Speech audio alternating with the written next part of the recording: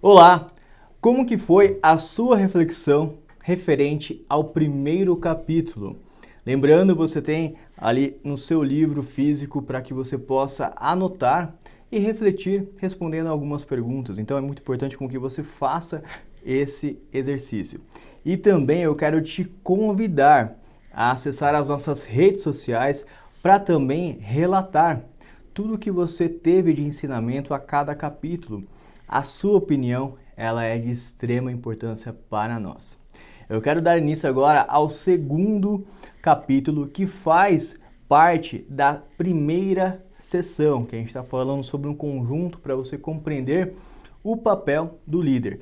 Esse segundo capítulo, ele tem um título bem curioso. Ele fala o seguinte: pequeno aos olhos do passado, grande aos olhos do presente. Nós vamos falar sobre a trajetória de Jesus Cristo. Ele nasce em Nazaré e, depois de fazer vários milagres e vários feitos, ele retorna a essa cidade. Quando ele vai falar em uma sinagoga, entrega um livro para ele poder ministrar. E este livro, ele é do profeta Isaías. E ao abrir o livro, está escrito exatamente assim: o Espírito do Senhor está sobre mim, porque Ele me ungiu para pregar as boas novas aos pobres. Ele me enviou para proclamar a liberdade aos presos e recuperação da vista aos cegos, para libertar os oprimidos e proclamar o ano da graça do Senhor. Isso está em Lucas 4, 18 ao 19. E na sequência, ele entrega o livro ao assistente e começa a explanar para todos os presentes, dizendo assim: hoje se cumpriu a escritura que vocês acabaram de ouvir. Isso está em Lucas 4, 21. Isaías profetizou cerca de 700 anos antes desse acontecimento que Jesus Cristo iria voltar, iria vir um grande Salvador. E após esse período, na sua cidade natal, ele estava dizendo a todos eles, a todo mundo que o viu crescer, desde menino, passou pela fase de adolescência, chegou à fase adulta. Para quem não sabe, Jesus foi carpinteiro também, né? Então, muitos viram Jesus Cristo.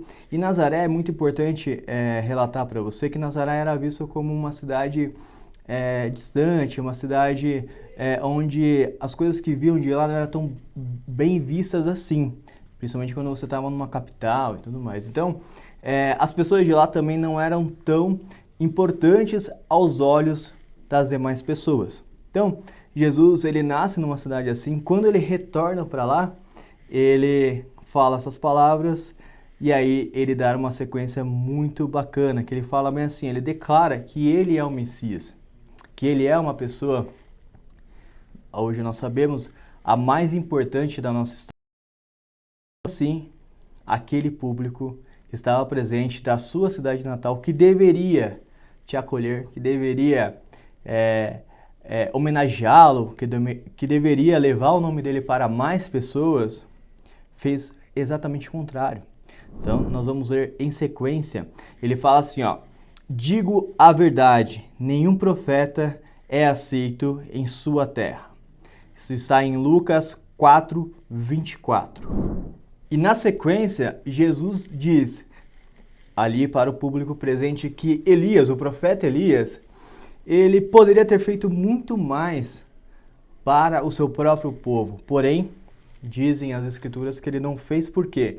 Pela falta de fé do seu próprio povo no próprio Elias. Então, Jesus Cristo, ele deixa muito claro o seu papel e foi a única cidade em que ele não fez nenhum milagre. Então, perceba que a gente vai, no caso, adentrar nesse assunto para poder explicar o princípio principal aqui para a gente seguir com a nossa liderança, mas nós temos um ponto muito importante que Jesus Cristo, ele fez uma jornada muito interessante porque ele mesmo assim, ele pregou para vários povos, mesmo naquela época onde era visto como algo impensável. Eles só achavam comum você falar com os próprios judeus, mas ele pregou para todos os povos, em todos os cantos. E até mesmo ele era criticado pelos fariseus da época, né, os líderes religiosos da época, no qual, principalmente numa cena onde ele está se reunindo ali à mesa com outras pessoas, cobradores de impostos e pessoas que não eram tão bem vistas pela sociedade. E esses fariseus, eles foram questionar Jesus o porquê que ele estava fazendo aquilo. E aí Jesus Cristo fala sobre uma parábola. Na verdade, ele ensina sobre o assunto através de uma parábola. Ele fala o seguinte: qual de vocês que, possuindo 100 ovelhas e perdendo uma, não deixa as 99 no campo e vai atrás da ovelha perdida, até encontrá-la? E quando a encontra, coloca alegremente nos ombros e vai para casa. Ao chegar, reúne seus amigos e vizinhos e diz: alegrem-se comigo, pois encontrei minha ovelha perdida. Eu digo que, da mesma forma, haverá mais alegria no céu por um pecador que se arrepende do que por 99 justos que não precisam arrepender-se. Nós temos aqui um relato muito bacana. Jesus Cristo ele estava entrando num cenário onde era muito incomum para aqueles líderes religiosos. Então ele estava falando com pessoas que aqueles líderes não estavam acostumados a falar. Na verdade, eles não falavam com aquele perfil de pessoas. Então, Jesus Cristo ele coloca uma parábola muito simples de entender que você, como um bom pastor, você como um bom líder, você deve olhar para aquele membro da sua equipe que está se destoando, que está caminhando por um caminho diferente e ir atrás dele. E através da sua palavra, através da sua orientação, através da sua dedicação, você trazer ele de volta para a sua origem e de volta à sua equipe. Então, nós temos um relato muito bacana, onde a gente trata de um princípio, voltando ao ponto de você ter nascido em uma cidade. Você muito provavelmente, seus pais, quando te veem grandes, ou você que é pai e mãe, você sempre vai ter a impressão que o seu filho ele nunca cresceu. Que as pessoas ao seu redor, elas podem ter essa percepção, mas você ficou fixo numa mensagem, numa pessoa que você conheceu há muito tempo e esqueceu de acompanhar, esqueceu que essa pessoa ela vai evoluir. E Jesus Cristo, ele passou por isso. Então, vale uma reflexão muito importante aqui. Se até Jesus Cristo, ele foi rejeitado pelo seu próprio povo, ele foi rejeitado pela sua própria cidade natal, nós, meros seres mortais, também seremos rejeitados. E é natural que isso aconteça. Você vai ter ali seu pai, sua mãe, que sempre vão ver você como criança, por exemplo. Você vai atuar dentro de uma equipe, você inicia como um analista, fazendo um cenário aqui de um departamento comercial, por exemplo. Você começa como um consultor, um analista, e você tem um destaque ali diante da sua equipe. As pessoas que estão no mesmo nível que você te enxergam como um analista. Eles não te enxergam como um supervisor, como um coordenador, um gerente, um diretor. Então, essa visão, as pessoas que te acompanham na base, é muito difícil elas trabalharem essa imagem diferente. Vai ser muito difícil você mudar o pensamento delas. Porém, com muito trabalho, você sabendo se posicionar e sabendo que é natural esse processo, você consegue com o tempo reverter. Porém, tem casos que você não vai conseguir reverter. É o caso, seu pai e sua mãe te veem como criança.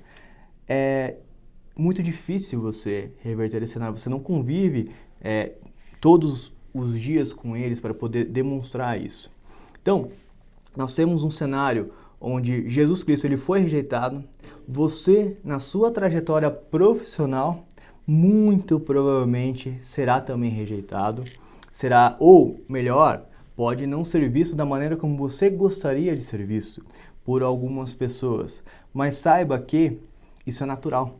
Então a gente tem aqui uma reflexão muito importante no qual eu gostaria de tratar com vocês sobre rejeição. E é por isso que o título deste capítulo que fala grande aos olhos do presente. Então, vale uma reflexão. O que vai mudar com isso é justamente a forma como você vai lidar diante desse cenário. As pessoas dificilmente vão mudar o seu ponto de vista. Já está enraizado nelas e talvez elas nem queiram mudar ou nem entendem que deveriam mudar. Vai de você entender esse ponto e saber como liderar também essa questão. E Jesus Cristo, por fim, ele basicamente ignorou este fato e seguiu com o seu propósito.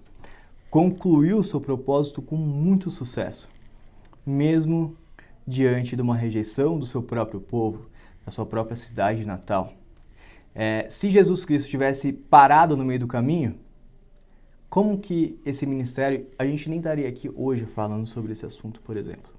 Então, a importância de você entender como lidar com esse assunto e também como que você deve se portar para seguir adiante com o seu projeto, com o seu propósito, com o seu objetivo. Então, não deixe nada te parar para que você alcance o sucesso profissional. Eu quero terminar este capítulo com duas reflexões muito bacanas. A primeira delas é a frase: o líder eficaz não é alguém que é amado ou admirado. Ele é alguém cujos seguidores fazem as coisas certas. Popularidade não é liderança. Resultados são. Então, voltando aqui, nós temos uma reflexão muito bacana. Muita gente acha que para você ser líder, você precisa ser o cara popular, que fala com todo mundo, que gesticula muito bem. Isso é importante, de fato é importante, mas a liderança ela requer com que você entregue e direcione. A gente vai falar um pouco mais adiante, mas que você tenha um posicionamento de líder principalmente. Não é somente um cara que fala super bem, que vai saber liderar. Não é bem assim. E não busque ser o mais popular, busque ter o melhor resultado, que aí sua carreira ela vai adiante. E a segunda reflexão nós temos: não fui eu que ordenei você? Seja forte e corajoso. Não se apavore nem desanime, pois o Senhor, o seu Deus, estará com você por onde você andar. Josué 1:9. Esse versículo também ele é muito bacana, porque essa trajetória para você superar um desafio como esse, como Jesus superou, ele foi ali depois de um relato, depois que ele falou isso, esse mesmo povo levou ele para um alto de uma colina a fim de jogá-lo de lá. E Jesus saiu de lá, obviamente.